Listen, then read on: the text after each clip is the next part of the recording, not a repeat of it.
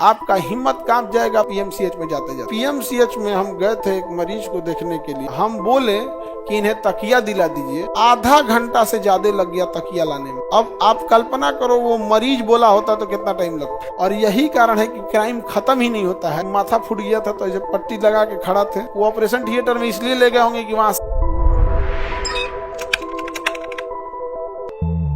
सरकारी अस्पताल वगैरह देखिएगा एकदम जर्जर अवस्था में है। सरकारी अस्पताल एकदम जर्जर अवस्था में, जिसका कोई हद नहीं। पता नहीं क्या हो रहा है, हमको नहीं समझ में आ रहा है। अब पीएमसीएच में हम गए थे एक मरीज को देखने के लिए, तो उसको तकिया के जगह पानी बोतल लगाया हुआ था। अमी लोग का विद्यार्थी था और तकिया के जगह क्या लगाया था? पानी बोतल। हम बोले कि इन्हें तकिया दिला दीजिए, आधा घंटा से ज्यादा लग गया तकिया लाने में। अब आप कल्पना करो वो मरीज बोला होता तो कितना टाइम लगता। हाँ, आधा घंटा उसको लग गया तकिया ले आने में, जबकि उसको ही नहीं दिख रहा है कि जो बेड है उस पे तकिया की जरूरत है। पीएमसीएच में कुछ चीजें हैं जो डॉक्टरों के लिए समस्या होती है। जैसे 100 बेड है, 500 मरीज घुस जाएगा, आप वापस भेज नहीं सकते हो। नहीं समझे? एम्स वगैरह में क्या होता है, बेड खत्म काम खत्म, अब नहीं लेगा एडमिट। लेकिन पीएमसीएच में क्या है, ज्यादा।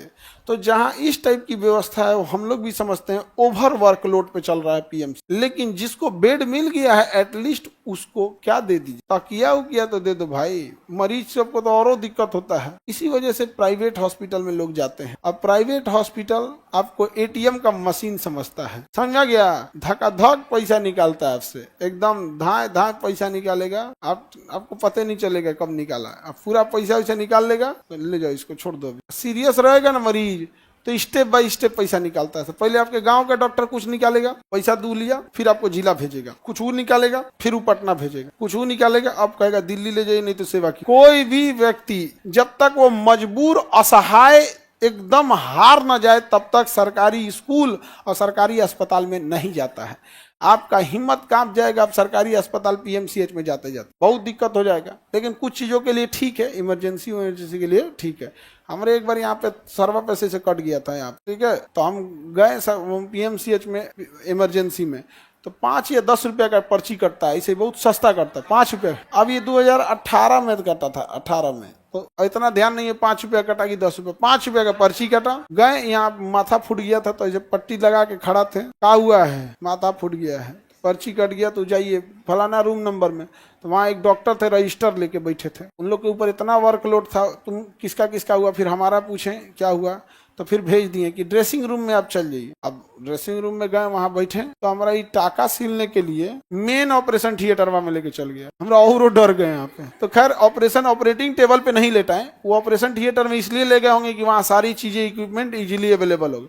वहाँ एगो कुर्सी पे बैठा के टेबल पे इसको सी दिए और कहे कि बढ़िया टाका मार दें। कहे कि भैया आप बढ़िया ही टाका मारिए, अगर आप बढ़िया के लिए 500 लगेगा, तो फिर बढ़िया टाका लगाने के लिए क्या दिए, 500 रुपया दिए। तो वही टकवा मारा। तो हम कहें कि वो खराब वाला दिखाइए, तो ना उनके पास कोई खराब था ना अच्छा था, एक ही स्टैंडर्ड का था, बट ये तरीका था। क्या था? तरीका। हम लाइफ में 2 बार पीएमसीएच में इलाज कराने गए हैं। एक टाका मारने यहाँ चले गए, क्योंकि फिर हम देखे कि छोटा सा था, बहुत बड़ा झमेला नहीं था, फिर कटवाने के लिए तो यही कटा ली। एक बार और गए थे, खुजली नहीं, गर्मी की वजह से खुजली टाइप का हो जाता, एलर्जिक हो गया था। अब वो ये सही होता था, फिर हो जाता था। अब पूरा ये उंगली के ज्वाइंट पे भर गया था। वहां गए, 5 रुपए का पर्ची कटा है, दवा लिखा था 1700 का कि 3500 का दवा लिखा था। मतलब इतना ध्यान नहीं हमको, 1700 का दवाई लिखा था। हम कहे कि ये भाई, ये हमारा खजुआट का दवाई 1700 का। और जब निकले ना तो 5 उसी डॉक्टर के 4 को दलाल दवा लिखे हैं। यहाँ पे, यहाँ से जाइएगा, बाएं मुड़िएगा, एक तो यहाँ यमराज मेडिकल स्टोर होगा, यमराज मेडिकल स्टोर से ले लीजिएगा। यहाँ पे अगर वहां नहीं मिलेगा तो जस्ट यमराज मेडिकल स्टोर के बगल में चित्रगुप्त मेडिकल स्टोर होगा, वहां से ले लीजिएगा। यहाँ पे नहीं मिलेगा तो हमारे फूफा का है रावण मेडिकल हॉल, वहां से लीजिए। मैंने कमीशनों फिक्स है, गजब हाल है यार। अब हमको ये नहीं समझ में आ रहा है, जिसके पास पैसे नहीं है वही ना 5 रुपया की पर्ची कटाने गया है, वो 1700 रुपये का दवाई लेगा? नहीं लेगा।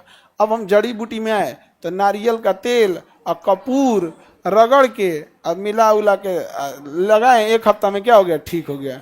उसके बाद हम कभी ना गए। फिर ऐसे जाते हैं, देखने उखने जाते हैं, उसके बाद नहीं गए। देखो, अगर जनसंख्या ज्यादा हो जाएगी और गरीबी बढ़ जाएगी तो क्राइम बढ़ जाएगा, क्योंकि क्राइम अमीर लोग करते नहीं हैं, गरीब को पैसा देके करवा देते हैं। और यही कारण है कि क्राइम खत्म ही नहीं होता है, क्योंकि अमीर और बड़े लोग ऊपर बैठे होते हैं, पैसा देके नीचे किसी गरीब से कांड करवा देते हैं। पुलिस और कोर्ट सजा दे देती है उस गरीब को। जब तक यहाँ सजा की प्रक्रिया चल रही है, ये उससे मुंह मोड़ चुका होता है, किसी दूसरे गरीब को पकड़ता है, ये लो 50,000, ये लो 1 लाख, फलाना पे बम चला दो, उस पे गोली चला दो, ये होता रहता। तो न्याय व्यवस्था के लिए सबसे जरूरी है, क्राइम कंट्रोल करने के लिए जरूरी है, थोड़ा आपको एक लेवल के ऊपर फाइनेंशियल स्टेटस होना चाहिए।